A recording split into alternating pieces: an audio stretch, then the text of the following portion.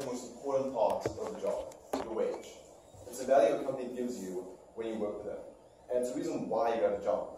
You don't work because you love to be screamed at by customers or to wash dishes. You work because you need to pay bills and you have responsibilities.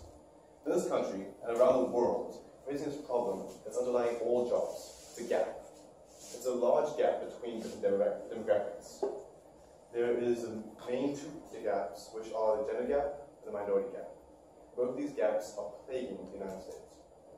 Now, this is a very controversial issue. It's attacked on both sides of the political party. And so what I want to do is really focus on the facts, focus on statistics and numbers that I can find online to make this point very clear and understandable.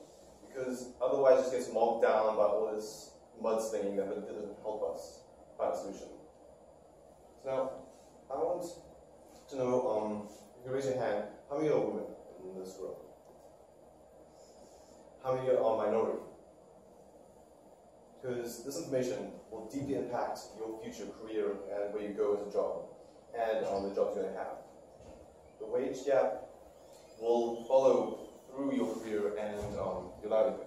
So what I want to try and say is the wage gap, and gender wage gap, the minority wage gap, and possible solutions we can find around the world to help implement into the United States to close this gap. So first problem I'm going to face is the gender wage gap.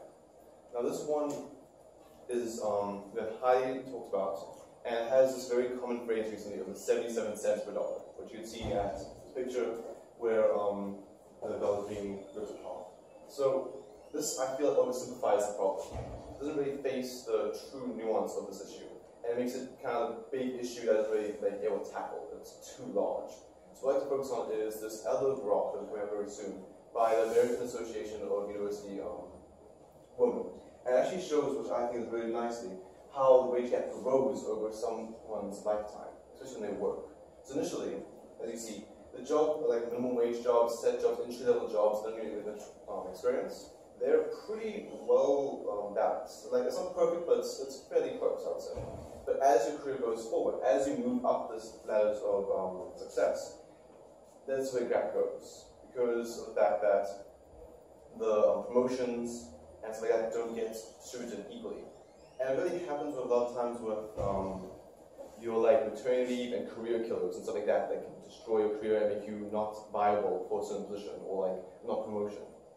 And this is something that's really more specific to focus on, instead of just focusing on some big number like 77 cents, focusing on something like this that really helps solve the problem. So next issue I'm going to focus on for now is the minority wage gap. This wage gap has been going through the entire history of the United States, and it deeply impacts everyone in the working culture. And what it is actually a substantial growth, almost similar to the gender wage gap. As you saw that gap as time progressed for someone's career, it very similarly happens with the minority wage gap. And so as it progresses, it builds on itself, it compounds on itself.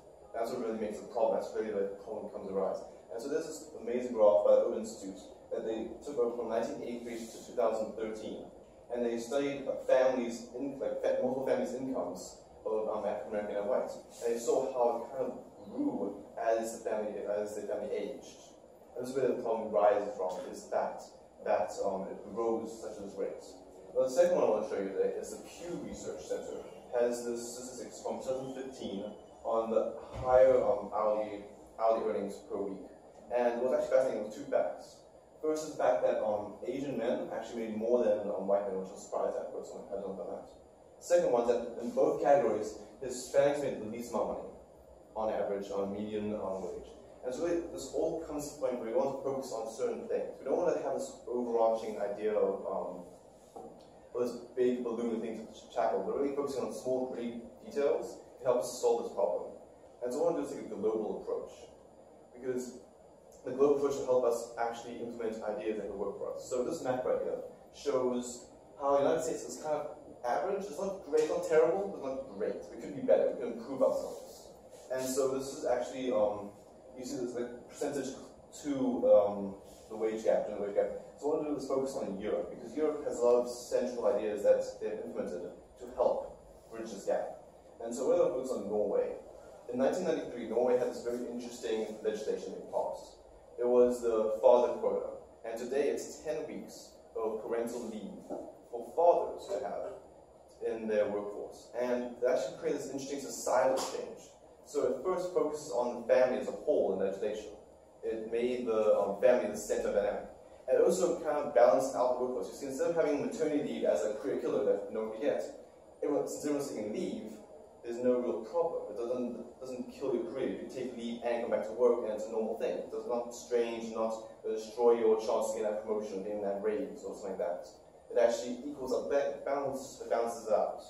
And so that's what I want to focus on, is family-based legislation.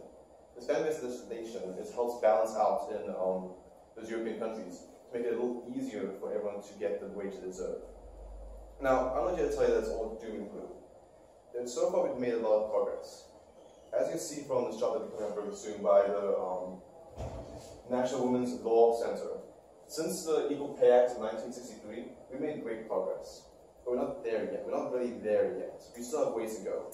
And so by looking at global solutions, such as Norway's parental leave, we can actually see a better possibility to change the world. And this is really the overarching idea, is the fact that we need to push for legislation, we need to push for jobs, we need to push for careers, we need to push companies to do these acts, to really focus on equaling out the balance bill. We, as ourselves, need to focus on pushing the future of the world. And that's why the next quote is going to be by Gandhi's famous quote about be the change you want to see in the world. I put that quote up there because it's so important to this factor.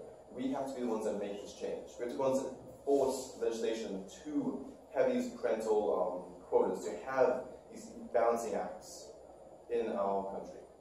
So, after this, Sarah is going to be talking about healthcare in the workforce.